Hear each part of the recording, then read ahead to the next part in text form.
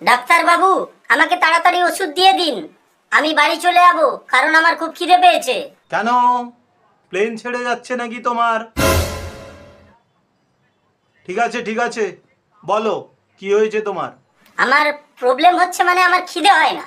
আচ্ছা, এই তো বললে তোমার খিদে পেয়েছে। মানে পাদের আওয়াজটা ঢাকতে গিয়েই বলে ফেললাম। ঠিক আছে ঠিক আছে, মদ টদ খাও না তো? না না ডাক্তার বাবু, ওটা তো একদমই নয়।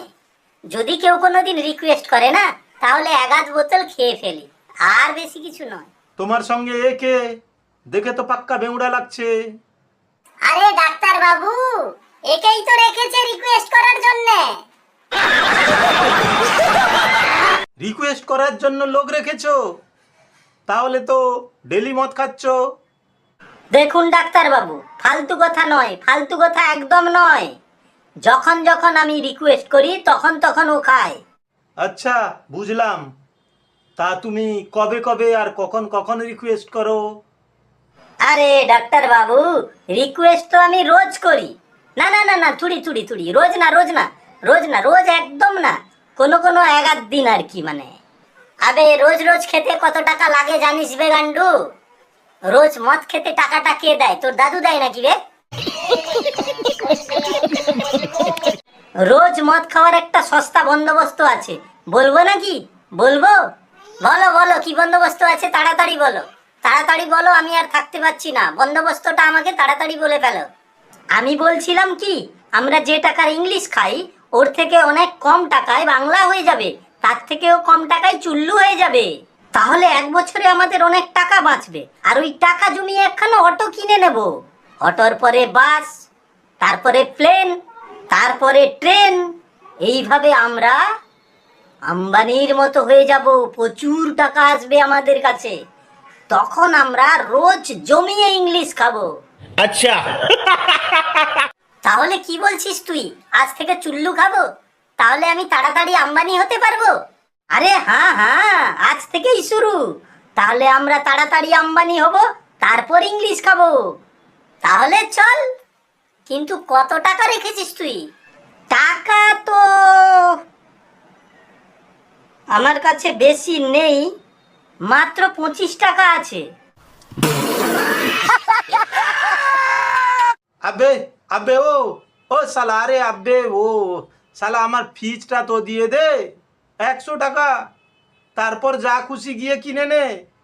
আরে আগে আমার পেটের ব্যথা ঠিক করো, তারপর না দেবো? কখন কখন পেটে ব্যথা হয়? যখন যখন আমি ফুটবল খেলি তখন তখন হয়। কি ধরনের ব্যথা ওঠে? সবার সামনে বলতে পারবো না, আপনার কানের কাছে এসে বলবো।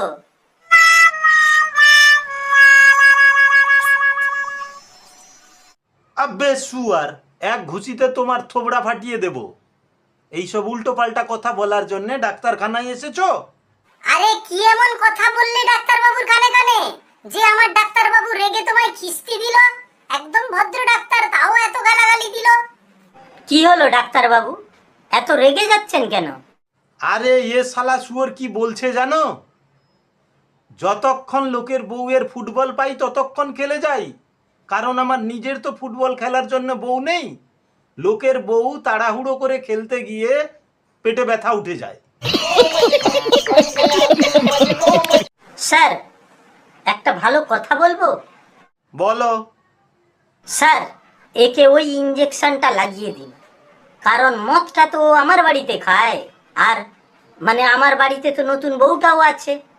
আরে ভাই, তোমাকে বেশি মদ টদ খাইয়ে বেহুশ করে দেয় না তো? আরে হ্যাঁ হ্যাঁ ডাক্তার বাবু, হ্যাঁ হ্যাঁ, ও মাঝে মধ্যে অনেক বেশি মদ নিয়ে আসে, তারপর আমার সঙ্গে আমার বউটাকেও খাওয়ায়, তারপর আমরা দুজন বেহুশ হয়ে গেলে কি করে ও কি জানি। এখন থেকে তো আমার ওকে সন্দেহই হচ্ছে। তাহলে তো তোমার বাড়ির ফুটবলগুলো হ্যান্ডবল করে খেলেই নিয়েছে হবে। আচ্ছা। আরে উল্টো পাল্টা কেন বোঝাচ্ছিস ডাক্তার বাবুকে? যদি ভুলভাল কোনো ইঞ্জেকশন লাগিয়ে দেবে তো? কি উল্টো পাল্টা লাগিয়ে দেব? ইঞ্জেকশন, ইঞ্জেকশন ডাক্তার বাবু, ইঞ্জেকশন। দাঁড়া শালা, তোকে এক্ষুনি আমি উল্টো ইঞ্জেকশন লাগাচ্ছি, দাঁড়া। না না না না না, আমাকে কোনো ইঞ্জেকশন দিতে হবে না, খালি বলুন আমার ব্যথাটা কেন ওঠে। আরে বেশি হড়বড়ি করে বলে ব্যথা ওঠে, এটা আবার বলার কি আছে? যা ভাগ শালারা এখান থেকে, তোমাদের কোনো চিকিৎসা এখানে হবে না। আরে ডাক্তার বাবু, আমার তো ঘন ঘন পাতলা পায়খানা হচ্ছে। পাতলা হচ্ছে পায়খানাটা? তো কতটা পাতলা? পায়খানা এতটাই পাতলা যে তার মানে তুমি ওটা নিয়ে মুখে কুলকুচি করে ফেলতে পারবে। अच्छा শালা ছোট লোকের বাচ্চা, কেউ পাতলা পায়খানা দিয়ে মুখ ধোয়? মনে তো হচ্ছে আমার শুধু তোমার মালিককে নয়, তোমাকেও উল্টো পাল্টা ইঞ্জেকশন লাগিয়ে দিতে হবে। আর এমন ইঞ্জেকশন লাগাবো না, পাতলা পায়খানা তো বন্ধ হবেই, সঙ্গে তোর বউয়ের সঙ্গে ঘুমানোও বন্ধ হয়ে যাবে। আরে তখন থেকে খালি ইঞ্জেকশন ইঞ্জেকশন ইঞ্জেকশন করছেন, দিন দিন দিন দিন তো লাগিয়ে। আরে বেটা, আমার ইঞ্জেকশনের মানেটা বুঝলে না তো?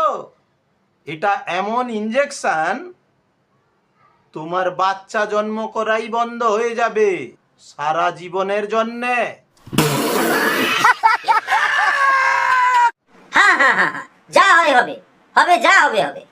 দরকার পড়লে আমার বউটাকে না আপনার কাছে রেখে যাবো, আপনি ওর বাচ্চা করবেন, ঠিক আছে? দিন লাগিয়ে। আরে ইয়ার, আমি এইসব আজে বাজে ইঞ্জেকশন দিই না, আজে বাজে কাজ করি না। আমি তোমাকে কোনো ইঞ্জেকশন দিতে পারবো না, যাও তুমি এখান থেকে যাও। তাহলে আমি আপনার ভিজিটটাও দেব না। আমার তো ঘুম থেকে উঠলে আর ঘুম ধরে না, খাওয়ার পরে আর খিদে লাগে না, আর কান্নার সময় হাসি আসে না। আচ্ছা, তাহলে এই প্রচণ্ড রোদের মধ্যে তোরা সবাই বালির উপরে গিয়ে বস, সব ঠিক হয়ে যাবে। তাহলে সবাই ফিজ আমাকেই দিয়ে দাও, ডাক্তার বাবুকে আর দিতে হবে না। আবে সালা শুয়োর গাধার বাচ্চা হারামি, তোদের জন্য আমি পাগল হয়ে যাব, পাগল হয়ে যাব আমি।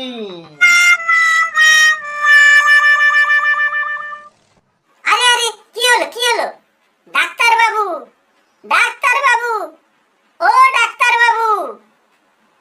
আরে ভাই, এর কাজ তো খতম, কাল থেকে তোমরা আমার নতুন চেম্বারে চলে আসবে। ये सब क्या देखना पड़ रहा है। अच्छा है मैं अंधा हूँ।